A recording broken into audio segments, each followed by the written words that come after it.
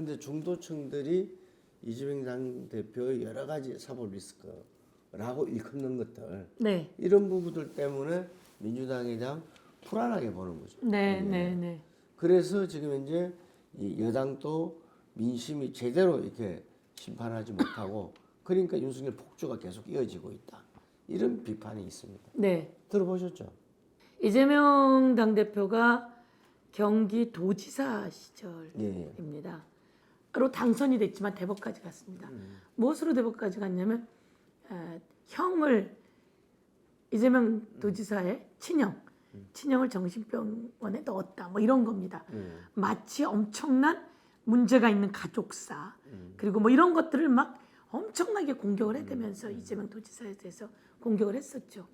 그래서 이재명 도지사가 탈당을 해야 된다. 그래서 이재명 도지사 그때 당직도 다 내려놓습니다. 그래가지고 사실은 그때 이제 이재명 도지사를 제가 만났었는데요. 어떻게 지내십니까? 그랬더니 아주 힘듭니다. 이렇게 얘기를 했습니다. 너무 어렵습니다. 너무 힘듭니다. 근데 사람들은 지금 이제 많이 잊어버렸지만 이재명 도지사가 날아갈 거라 그랬습니다. 모두 다 날아갈 거라 그랬습니다. 네. 그런데 이재명 도지사는 그게 허위 사실이 아니라 그게 그 토론회 하다가 나온 발언이기 때문에 그것에 대해서 이것은 그 고의로 의도된 허위 사실이 아니다라고 얘기가 된 거죠. 그러면서 대법에서 살아났습니다. 그러자 이재명 대표에 대한 지지율이 급상승을 하게 되고 대통령 후보로 만들어지면서 압도적으로 당선이 되게 된 거죠. 이재명 대세가 만들어지게 된 거거든요. 아주 어려움이 있었지만 그 과정을 겪어내는 것들이 있다. 지금도 마찬가지로 이재명 당대표에 대해서 이런 내용이 있지만 사람들이 이제 약간 거리를 두고 쳐다보는 부분이 없지 않아 있겠죠. 그렇지만 이것을 보면서 이 성남 FC 건 관련해서 아니 그래서 이재명 당대표가 주머니에 돈을 넣었다는 거야? 아니거든요. 아니라는 건 뭐 그 검찰이 소환 통보를 하면서도 나오는 이야기고요. 그래서 대장동 이재명 당대표가 뭘 가졌다는 건 아니거든요. 이러면서 사람들은 그렇게 판단하고 이 과정을 겪으면서 이것을 이기고 일어난다면 훨씬 더 강력하게 될 것이다. 이렇게 생각하고 이것을 조금 국민들이 지켜봐주고 지금도 검찰을 믿겠냐 이재명 당대표를 믿겠냐라고 이재명을 믿는다라고 하는 여론이 훨씬 높은 상황이다 이렇게 보고 윤석열 정권이나 검찰이 그렇게 오지만 그 자체는 잠시 공격을 하고 있지만 자신들도 빈약한 논리로 가고 있다라고 저는 생각합니다. 어제 이재명 대표에 대한 검찰 소환 통보가 있었습니다. 그러니까 윤석열 정부를 검찰 수사에 의한 국정운영 정부다. 그래서 검찰공화국이다. 이런 이야기를 하는데 지금 예산안을 오늘 합의로 통과한다는데 어제 야당 대표한테 소환 통보를 했어요. 참 이거는 뭐 이재명 대표 민주당으로도 당혹스럽겠지만 그냥 일반 국민들이 볼 때도 시기를 택해도 어째 이렇게 택하냐 하는 생각은 그냥 자연스럽게 들거든요. 근데 이게 앞으로 계속 지금 이걸 활용해서 이어지리라 보거든요. 국민 여러분, 그 성남 FC가 축구단이잖아요. 성남 FC가 축구를 하면 왜 그 K리그거든요. 축구를 할 때 축구장 뒤에 이렇게 광고가 있지 않습니까? 광고. 그래서 축구할 때 이렇게 두산 광고. 두산에서 후원금이 아니고 두산 광고입니다. 광고. 그러니까 성남 FC 아니면 뭐 대구 FC 시민구단들이죠. 예, 그리고 경남 FC 홍준표 지금 대구시장이 경남도지사로 쓸 때 경남 FC 이럴 때 전부 다 광고하는 거예요. 광고하는 광고비입니다. 그 광고비가 실제로 광고 효과는 그 광고비 낸 것보다 훨씬 더 효과가 크다는 거 아닙니까? 이번에 예를 들면 월드컵이 있었잖아요. 월드컵에 아르헨티나가 메시가 공을 탁 차할 때 그때 뒤에 그 명장면에 뒤에 현대 자동차 광고가 딱 나와요. 현대 로고가 딱 나옵니다. 전 세계의 사람들이 다 쳐다보고 그것을 계속 명장면을 계속 돌려보거든요. 그래서 현대 자동차 광고가 딱 나오는 거죠. 그래서 메시나 아르헨티나만큼 큰 광고 효과를 본 데가 어디냐? 현대자동차라는 거예요. 현대자동차는 세계 피파에 지난 10년 동안 2,700억의 광고를 냈습니다. 10년 동안 2,700억의 광고를 냈는데 이번에 메시가 발로 딱 차는 그 순간 뒤에 현대 광고가 딱 그 장면에서 딱 있는 거죠. 그래서 현대가 제일 큰 수혜를 입었다 그러는데요. 그러면 마찬가지로 두산도 성남 FC를 놓고 광고비 내고 그 뒤에 광고한 겁니다. 그런 광고를 한 걸 가지고 이걸 가지고 마치 이재명 대표가 무슨 후원금이라도 받은 것처럼 이렇게 떠들면서 소환한다고 하는데 말이 안 되는 거죠. 우선 그래서 1. 말이 안 된다. 두 번째, 어느 누구를 소환할 때도요.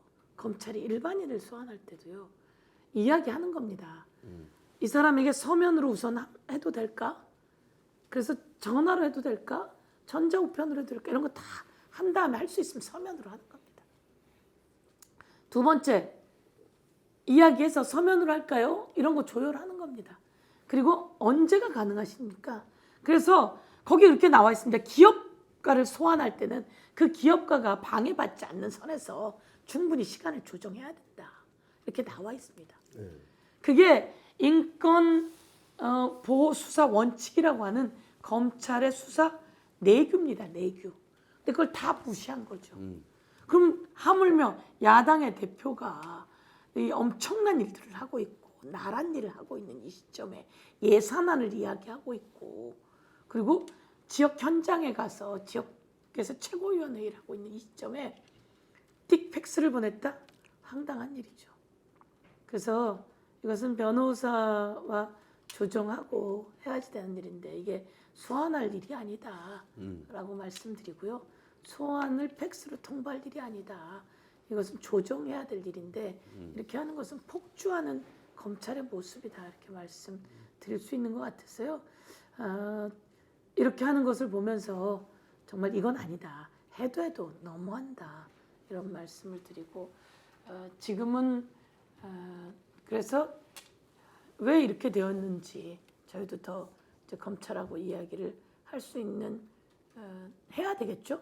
그래서 이건 아니다라고 저희가 이제 언론으로는 얘기를 했지만 그렇게 해야지 된다 이렇게 말씀드립니다. 근데 이게 이제 금방 말씀하신 이 도지사 시절에 대법에서 와가지고 그때 이제 그 이후에 살아 돌아와서 확 지지율이 올라가지고 네. 대선 후보까지 오고 대선 치르고 이제 어쨌든 당 대표까지 지금 되셨는데 지금 현재 이것도 시간이 걸리잖아요. 그것도. 네. 그때도 뭐 제가 인터뷰도 하고 했지만 그 살아 돌아오기 전까지는 사실 도중 운영하기 어려웠거든요. 그때도.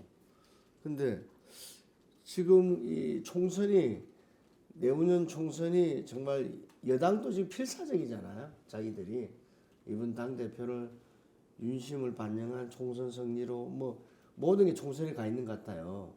근데 민주당 또한 마찬가지일 건데 그 시간이 총선 스케줄하고 어떻게 되느냐는 여기서 마음대로 조율할 수가 없잖아요. 그럼요. 그걸 걱정하는 사람도 많습니다. 예, 그걸 걱정하는 사람들이 많지만 진실이 승리할 거라고 생각하고요. 진실이 승리할 거라고 생각하고 뭐 이재명 도지사 시절에 그 어려움이 있어도 또 경기도 일은 아주 잘했어요. 잘해서 코로나 때도 보면 뭐 그 재난지원금이며 지역 카페며 여러 가지 그 인구 소멸 지역에 대한 지원이며 이런 것들을 아주 잘해서 제가 보기에는 국민의 지지가 많이 높았다고 생각하고요.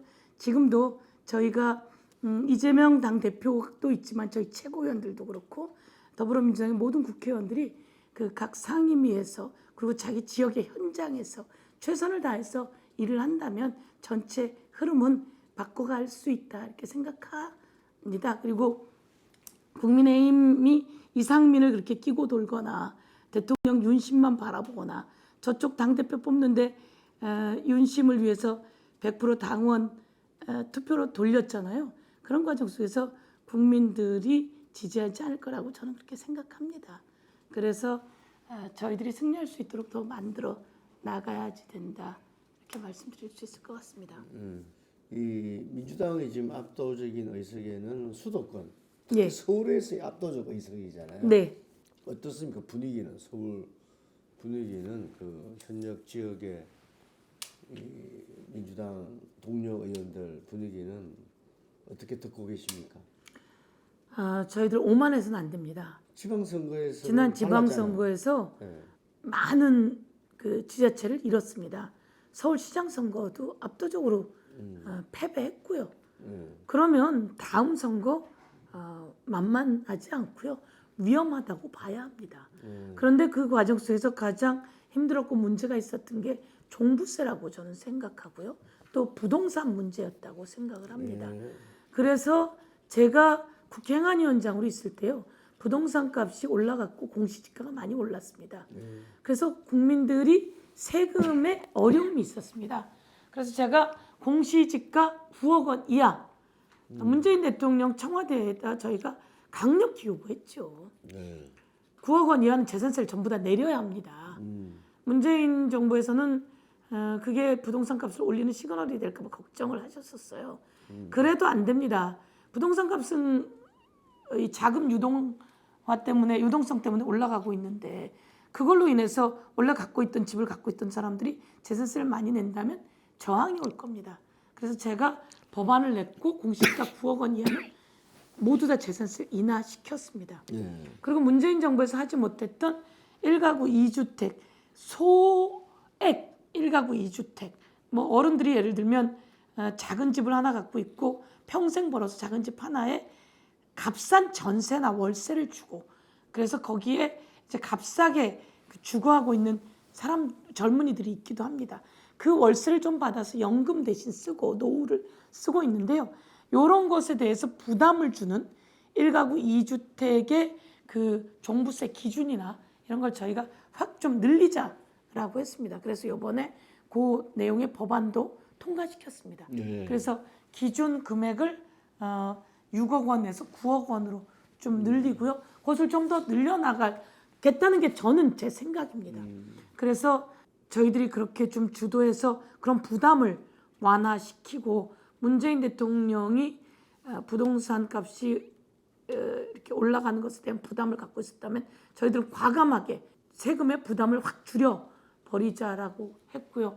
그런데 지금은 이제 또 세계적인 어려움도 있고 윤석열 정부의 그 무대책, 무경제 대책으로 인해서 집값이 또 상당히 어려운 지경에 있는 상황이기 때문에요. 그 많은 사람들이 손해 보지 않으면서 세금의 부담을 줄이는 이런 방안들을 해 나가려고 합니다. 그런데 그 지금 대선 이후에 대선이 뭐 어떤 평가를 떠나서 0.73% 차이라는 것은 우리 헌정사 처음인데 그러다 보니까 뭐 여러 분야에서 이거는 다들 이야기한 게 협치가 필수적이다. 국회 의석도 그렇고 대선 결과도 그렇게 국민들이 거의 뭐 같았다고 봐야 되잖아요. 네. 그랬을 때 민주당의 역할 정말 그 고민도 많이들 했을 거고 했는데 이번 정기국회에서 봤을 때 어떤 면에서는 좀 민주당의 어떤 정말 이 주도하는 국회를 주도하는 모습이에서 전략적으로도 좀 미스도 있었고 어쨌든 좀 이렇게 부족하지 않았나 이렇게 보거든요. 그러니까 아마 제일 먼저 그 평가는 지도부에 갈 거거든요. 네. 그 어떻게 잡혀가십니까?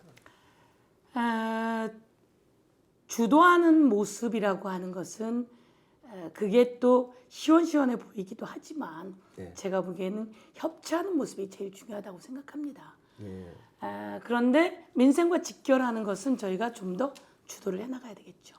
그것 중에 하나가 윤석열 정권이 되고 저희가 국회에 들어오자마자 국회가 다시 이제 합의해서 국회를 운영하는 과정 속에서 제일 먼저 저희가 했던 게 이재명 지도부 저희가 최고위원 하면서 했던 게 쌀값입니다. 쌀값. 맞습니다. 네. 그러니까 딱 정기국회를 시작하는데 저희가 이제 전당대회를 하죠. 전북 또는 전남에 가면요, 전부 다 쌀값 보장하라. 이게 농민들의 가장 큰 요구 사항이었습니다. 쌀값 보장하라.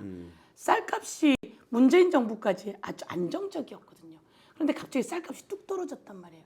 그래갖고 농민들이 아주 그냥 최악의 상황이 됐습니다. 근데 쌀값을 보장해야 되잖아요. 그래서 저희가 쌀값을 보장하기 위해서 노력하겠다 이렇게 얘기했고, 정부에게 쌀값을 보장하라고 요구했습니다. 그래서 제가 기재위원이어서 기재부 장관에게 쌀값을 보장해야 되는데 시중에 풀린 쌀이 너무 많다. 그러니 이 쌀을 격리시켜야 된다. 그러니까 매수해야 되는 거죠. 매수하려면 얼마 정도의 돈이 필요한데 그것을 하겠느냐. 그리고 해야 된다. 윤석열 정부가. 그랬더니 기재부 장관이 하겠다고 그러더라고요. 그래서 우선 현재 있는 쌀값을 안정화시키는 일들을 기재부 장관이 저희들이 주도해서 이야기했고 하겠다고 했습니다. 그런데 이게 앞으로 매년 쌀값 문제가 어려워질 수 있습니다. 왜냐하면 쌀이 잘 돼. 그러니까 전부 다 쌀을 생산하는 거예요. 쌀값이 폭락하는 거죠. 그래서 이제 저희가 법안이 있습니다. 양곡관리법이라고. 이 양곡관리법에는 쌀만 생산하지 말고 콩도 생산하거나 그 다음에 옥수수도 생산하거나 다른 작물을 생산하게 되면 지원을 해주겠다. 그러면 쌀을 생산하던 사람들이 다른 작물을 생산합니다. 그러면 쌀값은 사실 더 많이 받을 수 있거든요. 그러니까 다른 작물을 생산 안 해요.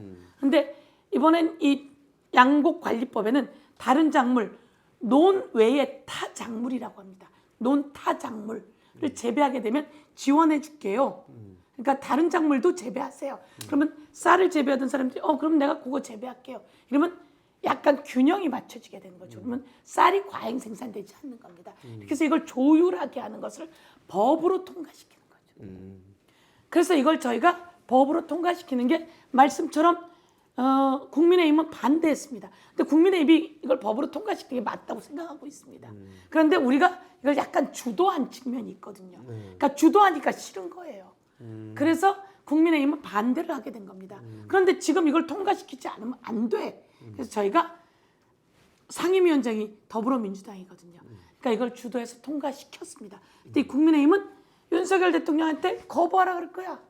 통과돼도 거부하라 그런다는 거죠. 그래서 이게 법사위에 가 있는데 아직 진행이 못 되고 있는 상황이에요. 그러니까 이런 게 말씀처럼 민생과 직결된 게 있다면 저희가 주도해서 통과시키겠다.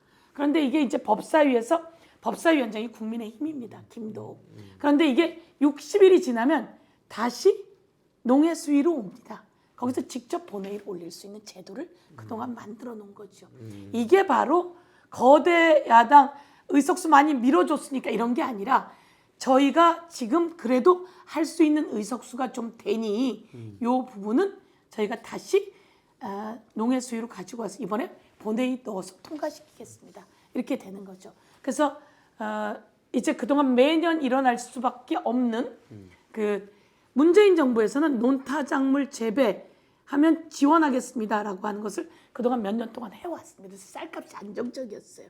그런데 이게 이제 일몰이 되면서 위험한 상황이 됐거든요. 그래서 쌀값 안정화를 위한 예산도 저희가 그 기재부 장관하고 협상을 해서 가져오게 되고 그다음에 이번에 그걸 법으로 안정화시키려고 통과하게 되는 거죠. 이런 것을 사실은 사람들은 별로 관심이 많지 않습니다. 그래서 이게 저희가 주도해낸 법안이다 이렇게 말씀드릴 수 있을 것 같고요. 거대 야당 만들어줬는데 뭐해? 이렇게 하시면 저희가 어느 땐 거대 야당이 폭주하네? 어느 땐 거대 야당 만들어줬는데 뭐해? 이러니까 저희도 딜레마에 빠지는 겁니다.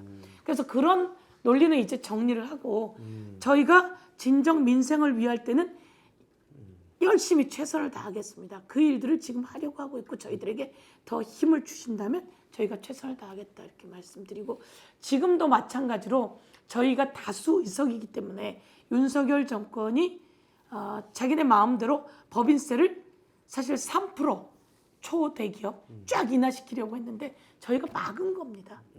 막아서 그나마 막을 수 있었고 그다음에 그 서민들의 지금 집 같은 것을 매입해서 그걸 서민들에게 임대주택을 줘야 되는데요. 그런 예산을 다 깎아버렸습니다. 그런 예산을 저희가 살려낼 수 있었던 것도 저희에게 다수당이라고 하는 힘이 있었기 때문이다. 이렇게 말씀드릴 수 있을 것 같습니다. 네. 민주당 하면은 또 사람 우려 중에 하나가 팬덤 정치입니다. 네, 이거는 이재명 대표는 경선 과정에서 당원 민주주의다 이렇게 이제 표현을 하셨거든요. 네, 근데 이게 총선 공천에 상당한 영향력을 끼치지 않을까. 그래서 많은 이 의원들이 이게 대해서 상당히 두려움을 네. 갖고 있더라고요. 이게. 네. 예를 들면 개딸이라고 하는 조직도 만나보았습니다. 젊고 어린 친구들이더라고요. 아 그래요. 그래서 개혁의 딸이라고 이야기를 하더라고요. 이 개딸들에게 우리를 이렇게 우르르 몰려와서 지지했다고 생각하고 만나서 이야기를 했는데 그렇지 않더라고요. 이 사람들이 저희들은 예를 들면 촛불을 들었던 소녀들입니다. 저희가 성장한 겁니다. 그리고 뭐 이재명 대표를 지지하는 사람들이라고 이렇게 이야기하고 있잖아요. 그래서 사실은 이재명 대표를 싫어했습니다. 이렇게 얘기하는 거죠. 이상한 사람이라고. 그랬는데 나중에 대통령 후보 과정 속에서 그 여러 가지를 보면서 오해했구나. 그래서 쏘리 이재명 이런 부분이 있었다라고 이야기를 하더라고요. 그렇다면 이렇게 젊은 친구들이 정치에 대해서 생각하고 좋은 의견을 내는 것들을 잘 듣고 가야 된다. 이 사람은 누구 한 사람을 위해서 존재하는 사람들이 아니었습니다. 그리고 누군가를 막 공격하는 일들은 되도록이면 같은 당에서 하지 않게 만들어주는 게 필요한 거고요. 그런 사람들은 긍정적 에너지를 만들어내는 사람들이지 공격하는 유형은 아니었더라고요. 그러니까 할 수 있어 민주당, 힘내 민주당, 우리가 응원할게. 그래서 같이 다니면 뭐 풍선도 들어주고 비눗방울도 쏴주고 저희들에게 편지도 주고 저에게 누굽니까 이거? 저 보시면 뭐라고 써 있습니까? 서영교. 서영교라고 써 있죠. 예. 저게 스카프입니다. 어. 그분들이 저희들에게 만들어다 준 스카프입니다. 저도 깜짝 놀랐어요. 그러니까 저 사람들이 저의 팬덤이라 남을 공격하고 이런 사람들이 아니거든요. 열심히 해주셔서 감사하다고 무엇으로 표현할까라고 저걸 만들어 갖고 와서 저도 놀랐는데 제가 스카프를 하거든요. 그러니까 서영교라고 써 있는 스카프를 만들어 온 거죠. 그리고 예를 들면 이것도 저에게 만들어다 준 겁니다. 이게 문재인 대통령. 그리고 이거는 조국 김경수. 그리고 이거는 노무현 대통령, 김대중 대통령. 그리고 여기는 노무현 대통령, 이재명 대표. 그러니까 훨씬 더 많은 사람이 문재인 대통령이에요. 그러니까 이렇게 해서 가져다 주고 이렇게 이거는 더불어민주당 로고를 이렇게 만들어서 저에게 스티커를 갖다 주는 거예요. 그러니까 좀 더 신선하고 세련된 사람들인 거죠. 그러면서 젊은이들이 같이 정치를 하는. 그래서 이제 팬덤 정치가 누군가를 공격하고 그리고 패를 짓고 이런 것이 아니라 좋은 긍정적 마인드를 만들도록 하는 것이 지도부의 역할이다 이렇게 생각하고 그렇게 만들어 나가도록 하겠습니다. 그래서 조금 의견이 달라도 그 의견에 귀를 기울여서 그것을 만들어 나가는 일을 해야 되겠죠. 이재명을 지지하지 않고 너는 누구를 지지해? 이재명을 반대해? 그래서 너 공격받아야 돼. 이런 것을 하지 못하게 해야 되는 거죠. 너는 수박이야. 이런 얘기들을 하지 못하게 해야 되는 거죠. 거긴 거기대로 또 이야기하고 있는 것들이 있는 거 아니겠습니까? 그럼 서로 소통해야죠. 이렇게 가야지 되는 겁니다. 예, 그렇게 만들어내는 게 필요하다 이렇게 생각합니다. 그 방향으로 가고 있다. 예. 그러니까 개딸들은 너는 수박이야 이렇게 하는 사람들이 개딸들은 아닌 것 같고요. 제가 보기엔 좀 이제 그 일정한 무리를 지어서 하는 부분들이 없지 않아 있지만 그건 바꿔 나가야 되는 거고요. 개딸 그러니까 용어가 좀 그렇습니다. 그러니까. 저도요. 왜 개딸이라고 하는 이름은 표현을 좋은데 개혁의 딸인데 줄이 있어. 그렇죠. 개딸 그러니까 저도 처음에는 개딸이 뭐야? 마치 막 험한 그렇죠. 그런 것처럼 해서 저는 그 용어도 바꿔야 될 것 같다 그런 생각이 듭니다. 그거 바꾸면 클 것 같은데. 그렇죠. 그 용어를 좋은 그것도 좋은 에너지로 아름다운, 바꾸는 게 좋죠. 예, 예. 바꾸면 그렇죠. 예. 좀 전에 말씀드린 대로 정치개혁 특위가 이제 내년에는 본격 네. 가동이 되지 않겠나. 지금 문방 권역별 비례대표제도 말씀하신데 이제 지역주의 해결책으로 그동안 늘 거론됐었잖아요. 근데 이 성자 독식과 1, 2당의 기득권 고착한 선거제도에 대한 변화, 그리고 풀뿌리 민주주의 차원에서 지구당 부활이라든지 이런 부분들은 좀 민주당에서 먼저 선도적으로 할 계획이 없으십니까? 선도적으로 할 계획이 있습니다. 그렇게 해서 정치개혁 특위에서 그런 일들을 하고 있다고 말씀드릴 수 있을 것 같고요. 그 지역주의를 완전히 극복하기 위한 그 시작으로 그 권역별 비례대표제, 그 다음에 원외 지구당 위원장들은 지구당이 없으면서 아주 어려운, 그렇죠. 여차하면 불법이 될 수 있는 정말 좀 어려운 상황입니다. 그래서 돈 먹는 하나의 지구당이 아니라 제대로 합법적으로 일할 수 있는 지구당을 만들어 나가는 게 필요한데, 그 법도 저도 내놨습니다. 저도 발의해 놨고요. 그것을 통과시키려고 하고 있고요.